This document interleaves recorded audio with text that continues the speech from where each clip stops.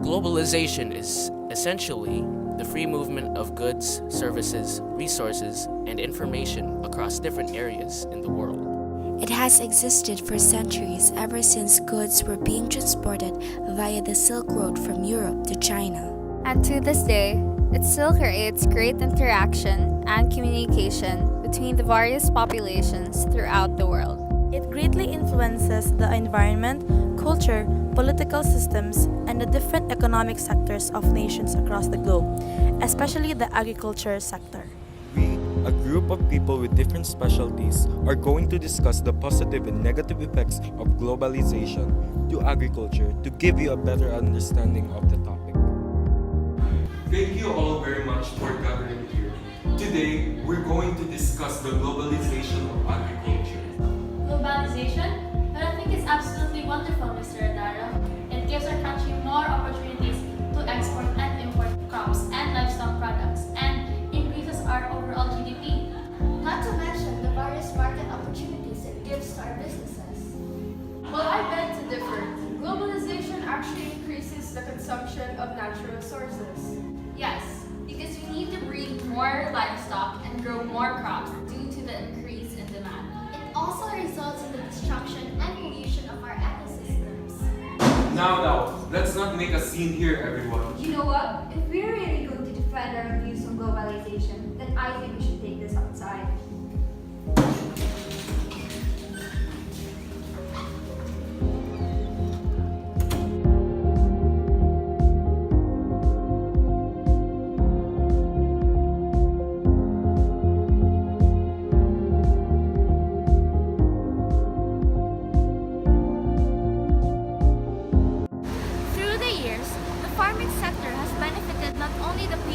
but also the country itself. In this modern time, the method of farming has been improved with the use of advanced technology and resources. Globalization has urged the farmers and manufacturers to increase the production of a country's natural agricultural crops. This would increase the supply of the product, making it accessible for the locals and also for other countries through export. Globalization increases the export of agricultural crops of a country into a higher number, making this subsector of agriculture contribute in making a country's GDP increase in number. Due to more demand of supplies, an increase in employment will take place so that the sector can fulfill the demands and needs of not only their country, but also other countries. Globalization in the farming sector surely has a positive effect. It not only helps increase the country's GDP, but it also provides chances to citizens to work and earn money. Not only that, but it also improves the relationship between countries through export.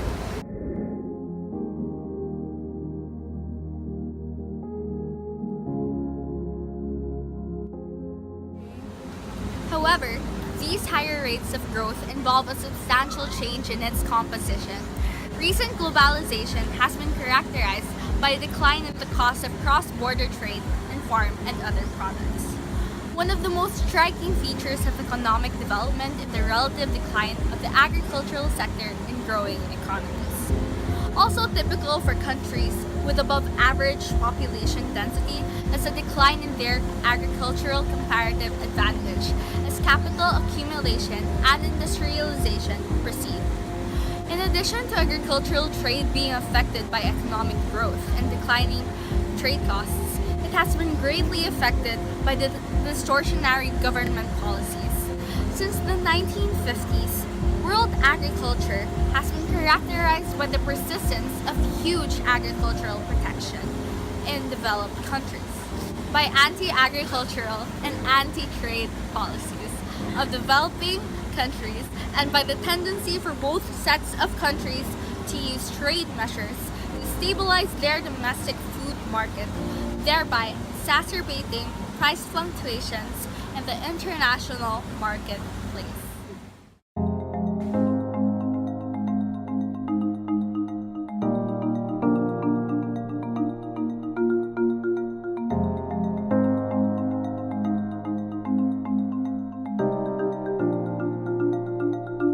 Globalization and fishing sector, is there an advantage? Will it have a good impact on the economy and the sector itself? The main advantage of globalization in the agriculture fishing sector is that countries benefit from each other and lower class people and developing countries may go higher. First of all, we should remember that 72 to 80% of the fishes are produced and caught on developing countries. Globalization in the means of fishing trade and production provides foods to the locals and provides access for food in other countries through food exports.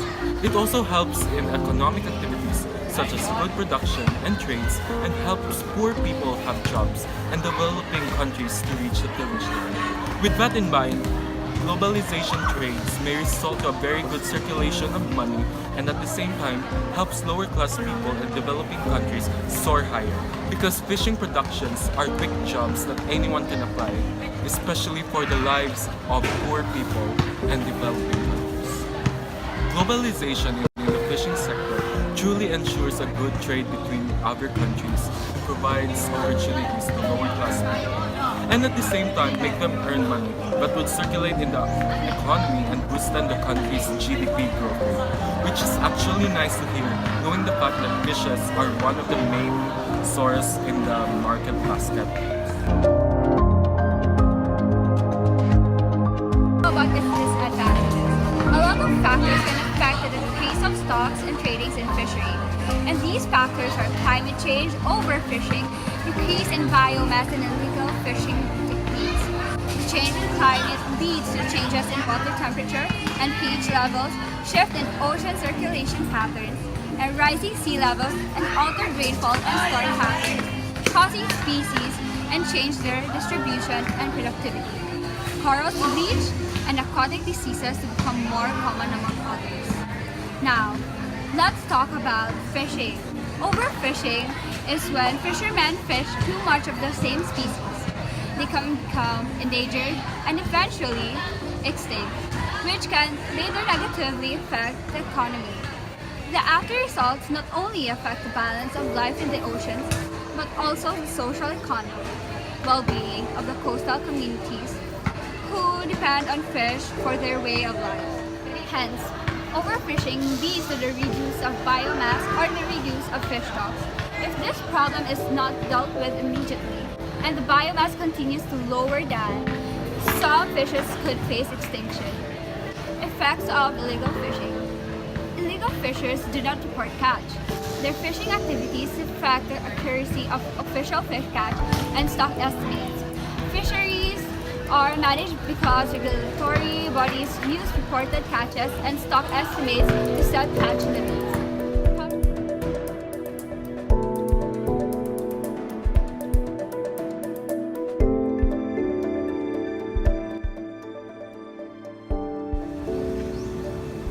Globalization increases the trade and production of lumber products throughout different countries due to the numerous investments and market opportunities it creates for business people.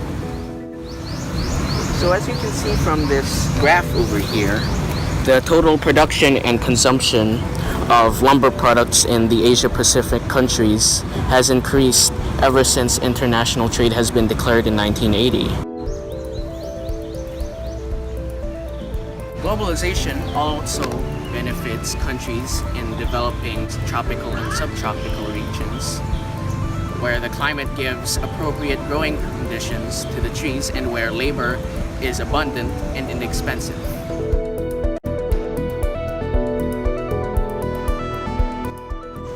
As our economy progresses, the demand of wood also skyrocketed. Wood industries need to increase their supplies to meet the demands of the consumers, causing more wood to be cut down and climate change will be present.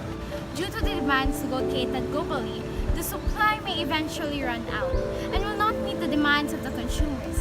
This is how globalization causes climate change. Globalization also has a high chance of having more export activity. This can help decrease the supply of a country's natural resources. The Philippines, for example, exports several amount of wooden furniture. If this keeps up, we might run out of supply. Another negative impact of globalization is higher prices on wood. Due to globalization, the demands go higher and eventually the supply will decrease. If the suppliers can run out of natural resources, it becomes harder to find wood to meet the demands of many people. Suppliers must increase the price as indicated in the law of supply so that they are able to keep up with the consumer's demands.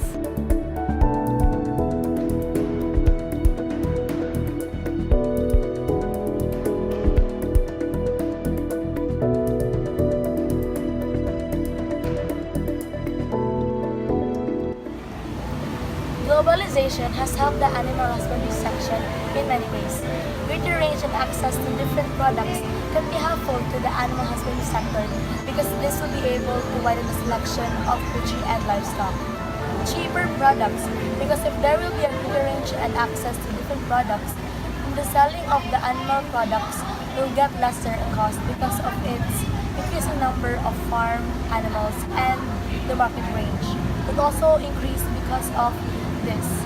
It would even make job creations bigger because of the unlimited supply of animals. They would need more workers to take care and supervise on these animals. Globalization has also offered the animal husbandry section a greater innovation and development in products and technology. And because of this, it made it easier for workers to manage their duties on the animals. Globalization has given the animal husbandry section a greater opportunity to develop, especially now that technology is taking over, and in the future, this could be greater than today.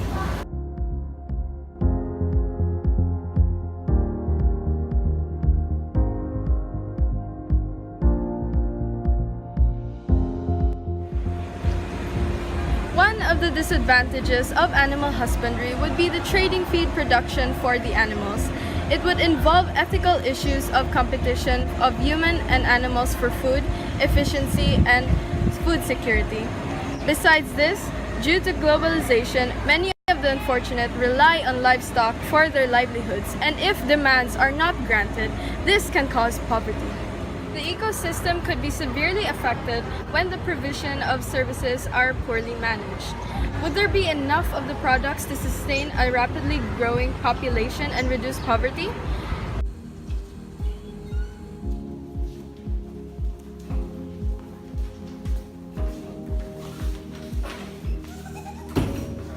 Now that we've finished making our points, let's have a representative from each party to summarize their points. Globalization is beneficial because it gives developing countries opportunities to export agricultural crops that they specialize in and increase their GDPs. It creates more accessible and sustainable sources of products for nations across the globe. Thank you. And from the disadvantaged party? Globalization creates more demand for products, which results in the destruction of the natural resources throughout different countries and a reduction in its supply, which in turn increases the price of agricultural products. Alright, thank you all for